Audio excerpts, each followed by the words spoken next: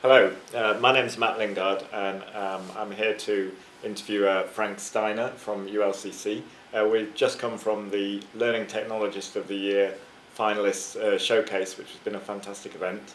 I'm a trustee for ALT, and in my day job I work as the e-learning manager at City University. And Frank, as I said, is from ULCC. If you'd just like to introduce yourself, Frank. I'm Frank Steiner. Some of you might know me. I'm marketing manager for ULCC.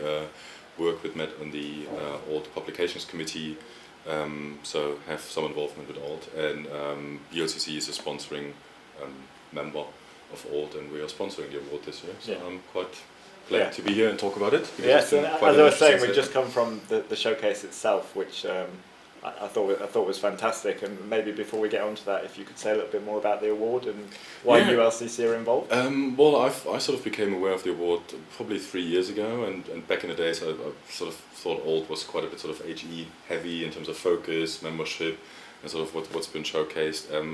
But I generally think it's a good idea. It's you need to sort of give people a platform to, I don't want to say shout about, but sort of praise them or give them some sort of forum where they can show what they've done and reward some good work and outstanding work or interesting work. Yeah. And I think sort of for me that's the main reason we got involved with it. And I started talking to Maren probably at the conference last year and said, if there's a chance for us to get involved and sponsor the award and support some of the prizes, and we'd be happy to do it because it is, it's a good cause. Something charitable, but it's a nice way to sort of highlight some of the work that's been going on in the different pockets and areas. Yeah, it is, and you picked up on success there. I thought, the quality this morning and of the finalists was really great.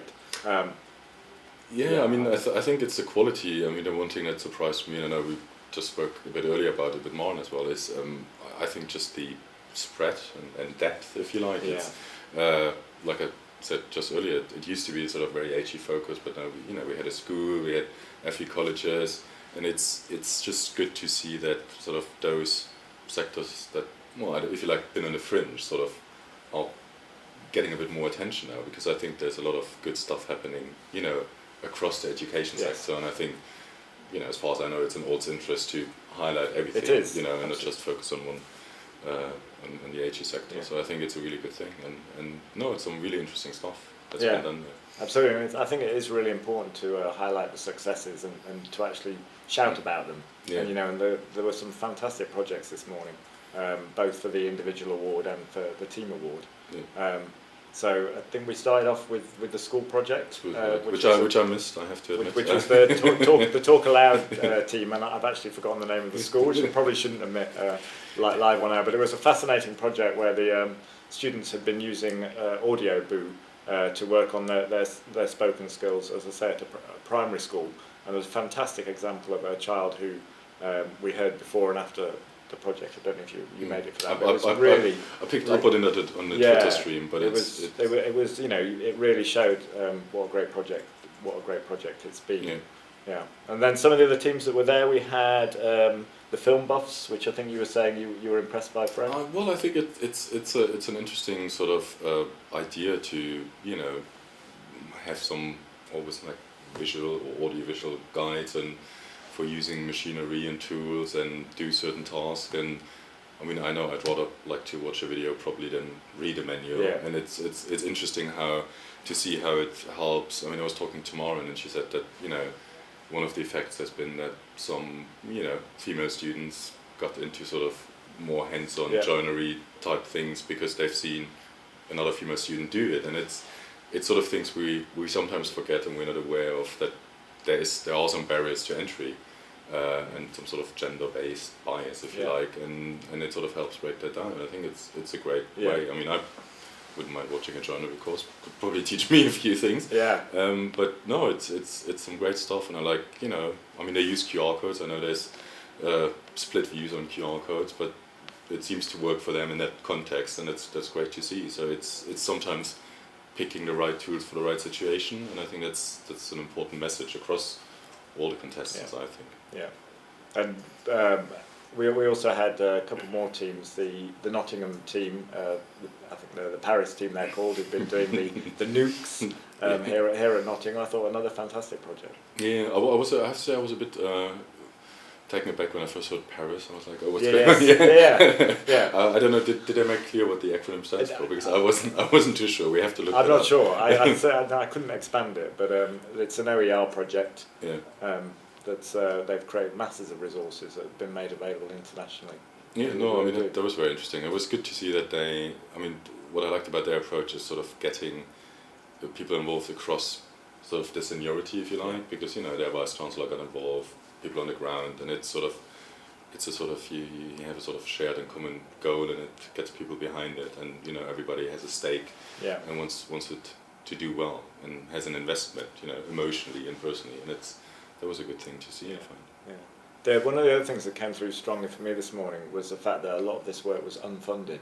I think the Tech 5 team was the other team that were well, but I think it goes to show that sometimes, obviously there's a need for funding, and you need support for, people to supervise things and support projects. But I think sometimes there's so much free technology out there you can use. So as long as you have a good idea and some passion, I think you can do great things. And I think that's one of the good things about the time we live in. I find it's like you don't have to pay through the nose or write big funding applications and wait for grants. It's like you can just get on and do it. And I mean, the one interesting thing I found about the Nottingham College, sort of with their project, is it seemed like we focus on the learner. It's not like someone in the college having an agenda. It's okay, let's talk to those people, find out what they want to do, and sort of almost set up an environment where they can be creative and just get on with it. And I think that's it's an interesting approach, because I think it's difficult for some people because you lose control in a sense. And I know that you sometimes you want to know everything is going according to plan, and I'm a German, I know how it is. But so it's very interesting. And I mean, they went to the US and presented in front of Twitter and Google CEOs. So I mean, kudos to them. It's great. And I think there are a few people who picked up on that about listening to the learner, and obviously it's one of the themes of the conference is all about the learner. So that was good. We had a couple of individual finalists speaking this morning as well. We had Sheila McNeil from, let me get that right, CETIS. And although she's up for the individual award, she did want to make the point that there was a team behind her, the team that nominated her actually, which I thought was quite amusing. And they play a really important role, or she's played a really important role in the community. Well, I think it's one of the things which, again, is probably one of the reasons we got involved with the award. Is it's nice to see that someone tries and highlights some of those pockets of innovation and good practice, and I mean, CETIS is doing a good job, and I mean, as you know, I'm a bit of a social media whore, if you like. Sorry, excuse me. But it's it's nice to see that there are real benefits in sort of getting yourself out there, getting your opinion out there, highlighting other people's opinion, and just get a sort of dialogue going, and just letting people know you do something, because it is that sort of, unless you tell someone how they're supposed to know. I mean, I know it sounds really sort of nonsensical, but it's true. It's true, but the great thing about them is that they have the time to do that for the community, and because I think when you're working on things individually, you don't often. It's hard to find that time to. Find the time to do the project, but then find time to share with the wider community can be quite hard. And that's something Sheila picked up on, because she said it's you want to get your project done, and sort of everything else is an afterthought, and they're almost there to support you and help you and highlight some of the stuff you might not have time to do. Exactly. It's a really important role, and hopefully the conference plays a role in that sharing good practice as well. And then the other person speaking today was Gloria Visitini from Bristol. Not a big tech project, but still a really important one. No, I was quite surprised. I wondered when the tech comes into a talk, to be honest. But it's as a sort of marketing person, I'm actually I like the angle of you need to communicate, you need to get people on board, and it's almost a sort of lobbying type role you sometimes have to play in convincing people that something is the right approach, or they should focus more, be more aware.